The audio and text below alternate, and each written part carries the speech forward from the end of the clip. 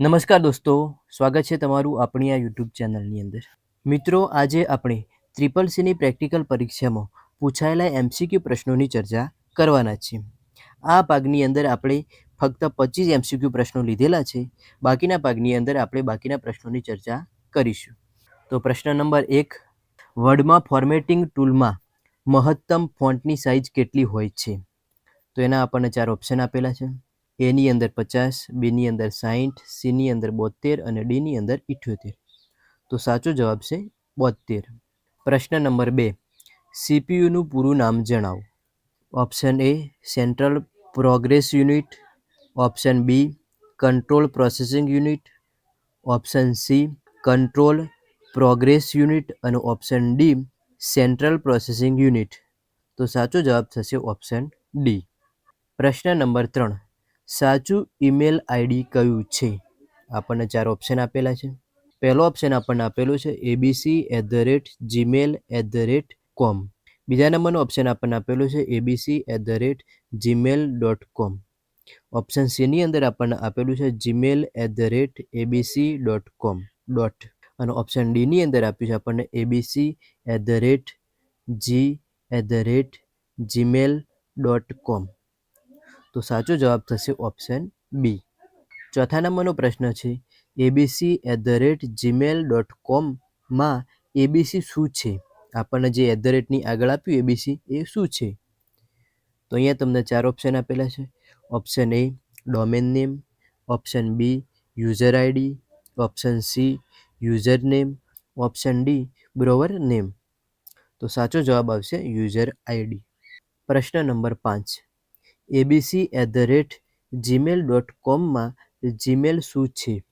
Option A internet name, option B internal ID, option C user name, option D service provider. તો સાચો જવાબ આવશે option D service provider.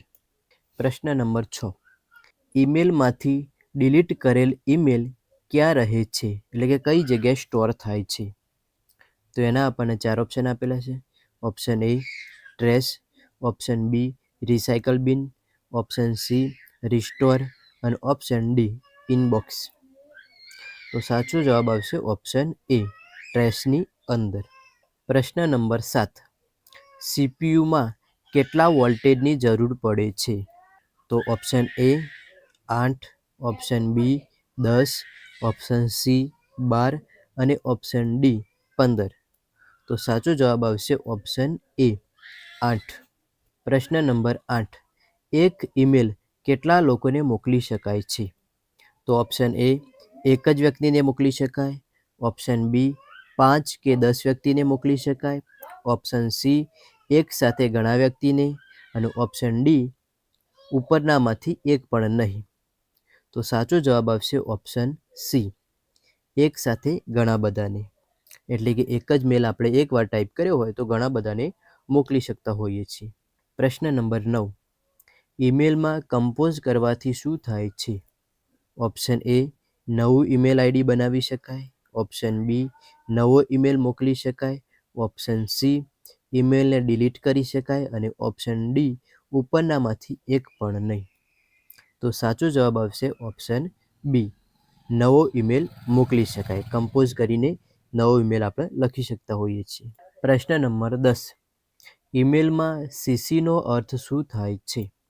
Option A carbon copy, option B copy, option C copy carbon અને option D ઉપરનામાંથી એક પણ નહીં. તો સાચો જવાબ આવશે ઓપ્શન એ કાર્બન કોપી. પ્રશ્ન નંબર 11, ઈમેલમાં બીસીસીનો અર્થ શું થાય છે? Option A black carbon copy, option B bulk carbon copy, option C blue carbon copy અને option D blind carbon copy. તો સાચો જવાબ આવશે option D blind carbon copy. પ્રશ્ન નંબર 12, HTTPનું પૂરું નામ જણાવો. Option A hyper text transparent protocol, option B higher text transparent protocol, option C hyper text transfer protocol અને option D higher text transfer protocol. તો સાચો જવાબ આવશે ઓપ્શન સી.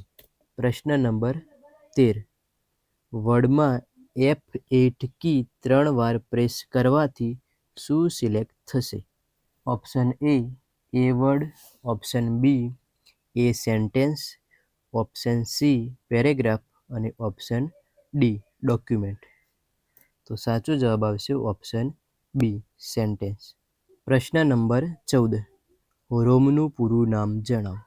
તો option A read only maximum, option B read only memory, option C real only memory અને option D read one memory. તો સાચો જવાબ આવશે option B read only memory. પ્રશ્ન નંબર 15. MS વર્ડમાં 2 કોલમ વચ્ચેના અંતરને શું કહે છે? Option A gutter, option B spacing, option C width અને ઓપ્શન ડી હાઇટ. તો સાચો જવાબ આવશે ઓપ્શન બી સ્પેસિંગ. પ્રશ્ન નંબર 16. માઉસના એરોને શું કહેવાય છે? Option A buttons, option B pointers, option C bullets અને ઓપ્શન ડી આમાંથી એક પણ નહીં. તો સાચો જવાબ આવશે ઓપ્શન બી પોઇન્ટર્સ. પ્રશ્ન નંબર 17. MS વર્ડ કેવો પ્રોગ્રામ છે? Option A editing software, option B database, option C spreadsheet અને ઓપ્શન ડી પેઇન્ટ. તો સાચો જવાબ આવશે ઓપ્શન એ. પ્રશ્ન નંબર 18. પોર્ટ્રેટ અને લેન્ડસ્કેપ એ શું છે? તો option A lines number, option B margins, option C page size અને ઓપ્શન ડી પેજ ઓરિએન્ટેશન. તો સાચો જવાબ આવશે ઓપ્શન ડી પેજ ઓરિએન્ટેશન. પ્રશ્ન નંબર 19. કોમ્પ્યુટરને સંપૂર્ણ બંધ કરવા માટે કયા બટનનો ઉપયોગ થાય છે અથવા તો કરવો પડે છે? Option A stand by, option B turn off, option C ઉપરનામાંથી એક પણ નહીં અને ઓપ્શન ડી રિસ્ટાર્ટ. તો સાચો જવાબ આવશે ઓપ્શન બી ટર્ન ઓફ. પ્રશ્ન નંબર 20. જૂના પ્રોગ્રામ્સને હાલની સ્થિતિમાં વ્યવસ્થિત કરવા શું કરવું પડે? Option A programs update, option B programs delete, option C programs recover અને ઓપ્શન ડી ઉપરનામાંથી એક પણ નહીં. તો સાચો જવાબ આવશે ઓપ્શન ડી ઉપરનામાંથી એક પણ નહીં. પ્રોગ્રામને હાલની સ્થિતિમાં લાવવું હોય તો રિસ્ટાર્ટ કરવું પડે.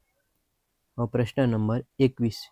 ઇન્ટરનેટમાં એક ફાઇલ બીજી ફાઇલ સાથે જોડાયેલ હોય તેવી રીતે જોડેલ ફાઇલોના જોડાણને શું કહે છે? Option A hypertext, option B hyperlink, option C hyperbolt અને ઓપ્શન ડી આપેલામાંથી એક પણ નહીં. તો સાચો જવાબ આવશે હાઇપરલિંક. પ્રશ્ન નંબર 22. MS વર્ડમાં નીચેનામાંથી કયું પેજ મર્જ નથી? તો option A top, option B left, option C right અને ઓપ્શન ડી સેન્ટર. તો સાચો જવાબ આવશે ઓપ્શન ડી સેન્ટર. પ્રશ્ન નંબર 23. લીટીની ઉપરના અક્ષરને શું કહેવાય છે? Option A subscript, option B superscript, option C shadow અને ઓપ્શન ડી ઇમ્બોસ. તો સાચો જવાબ આવશે ઓપ્શન બી સુપરસ્ક્રિપ્ટ. પ્રશ્ન 24. MS વર્ડમાં થેસરસ ટૂલનો ઉપયોગ જણાવો. તો option A spelling suggestion, option B grammar option, option C synonyms and antonyms word અને ઓપ્શન ડી ઉપરના બધા. તો સાચો જવાબ આવશે ઓપ્શન સી. પ્રશ્ન 25. ઈમેલ એડ્રેસ વધુમાં વધુ કેટલા અક્ષરોનું હોઈ શકે? Option A 258, option B 257, option C 255 અને ઓપ્શન ડી 256. તો સાચો જવાબ આવશે ઓપ્શન સી 255. તો મિત્રો આજના વિડીયોની અંદર આપણે CCCની પરીક્ષામાં પૂછાઈ ગયેલા 1 થી 25 પ્રશ્નોની ચર્ચા કરી. વધુના પ્રશ્નોની ચર્ચા આપણે નેક્સ્ટ વિડીયોની અંદર કરીશું. જો વિડીયો ગમે તો તેને લાઈક કરો, તમારા મિત્રોને શેર કરો અને આવી જ માહિતી માટે અમારી ચેનલને સબસ્ક્રાઈબ કરો. જય હિન્દ, જય ભારત.